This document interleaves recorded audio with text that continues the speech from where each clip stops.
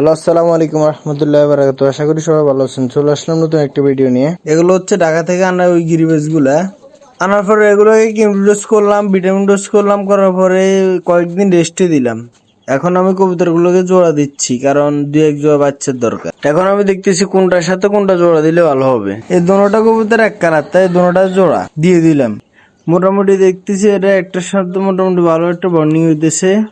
ফাঁসের কাছে দেখতেছেন একটা সবজি গলা গিরিবাজ আছে, আর আমার হাতে যেটা দেখতেছেন এটা হচ্ছে সবজি গলা একটা গিরিবাজ মাদি, ওটা হচ্ছে নর। মোটামুটি মাদি দেখার সাথে সাথে নরটা খুব জোরে ডাকাডাকি শুরু করতেছে। তারপর আমি খাঁচার মাদিটা রেখে দিলাম, রেখে দেওয়ার পর নরটা হাতে নিলাম। তারপর আমি হাত দিয়ে নরটাকে ধরে দেখি, মোটামুটি নরটা ঠিক আছে, সুস্থ আছে।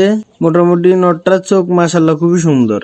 রেখে দেওয়ার পর আমি উপর থেকে দুটো মালছে নিয়ে দুই খাঁচায় রেখে দিলাম। আমি আশা করি সরাসরি কবুতরগুলো ডিম পেড়ে দিবে। ডিম পাড়ার পরে আমি আপনাদেরকে আপডেট দিব ইনশাল্লাহ। কবুতর দাঁড়ানোর জন্য দুইটা কাঠ দিয়ে দিচ্ছি। আজকের জন্য ভিডিওটা এই পর্যন্তই। কেমন হয়েছে সবাই কমেন্ট করে